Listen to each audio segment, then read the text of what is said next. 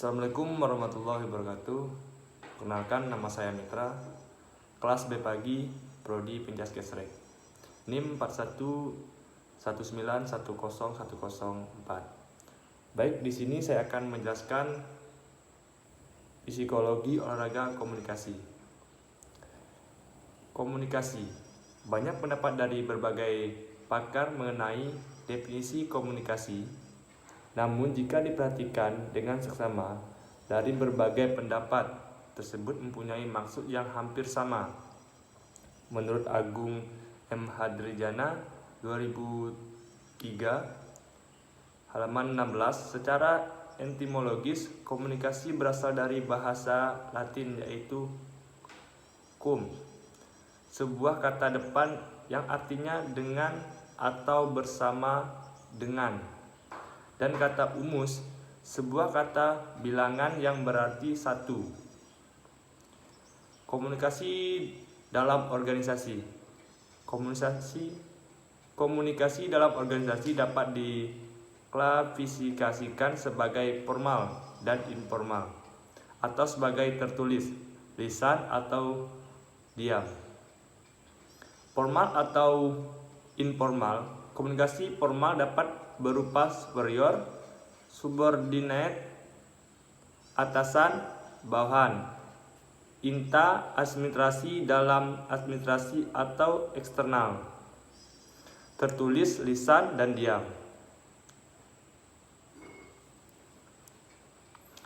Lanjut, hambatan pada komunikasi yang efektif. Ada 10.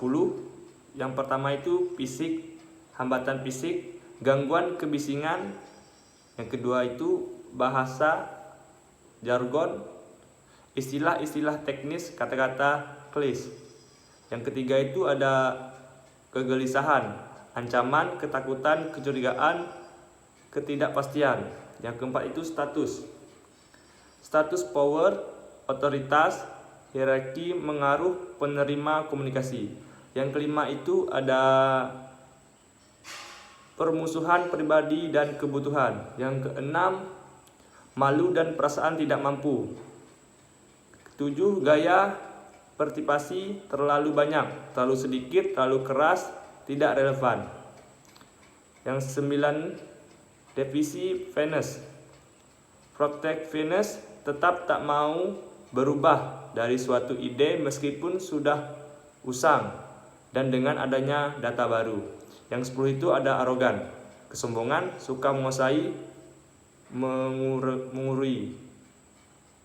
menggurui. Lanjut ke teknik memperbaiki komunikasi. Pertama itu umpan balik. Konsep umpan balik adalah sama pentingnya dalam penyiaran dengan komunikasi. Komunikasi tertulis juga lisan. Terlalu sering dalam pengaturan organisasi disuga bahwa komunikasi yang efektif mengambil tempat terutama oleh pengeluaran dari dokumen tertulis. Jaringan dalam komunikasi. Yang pertama, penerima langsung seperti induk organisasi, ada atlet, coach, guru, pelatih, penonton, dan media yang menjadi target langsung komunikasi. Komunikasi departemen bagian rekreasi, administrator, pengumpulan olahraga, supervisor, pengumpulan dalam masyarakat. Tipe komunikasi. Yang pertama itu satu jalur. Administrator memberikan informasi dan pengarahan. Kedua itu dua jalur. Yang tadi kan satu jalur, sekarang dua jalur. Administrator mengirimkan informasi tetapi meminta umpan balik segera. Selanjutnya metode komunikasi. Yang pertama itu tertulis. Metode ini merupakan hal yang paling efektif dan mudah dilaksanakan. Ada memorandum, surat, newsletter, buletin, siaran pers, email. Kedua itu presentasi visual. Komunikasi yang sangat efektif namun membutuhkan sumber daya yang cukup seperti poster, peragaan, slide atau tab, overhead atau proyektor, TV, video, dan film. Yang ketiga itu ketemu muka langsung. Paling sering digunakan karena mudah mendapatkan flashback dan dapat memperjelaskan rincian yang dibutuhkan rapat. Selanjutnya konferensi, lokernya seminar.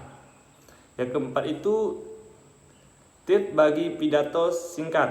Menulis pidato singkat lebih sulit daripada yang panjang. Setiap kata-kata harus benar-benar cermati.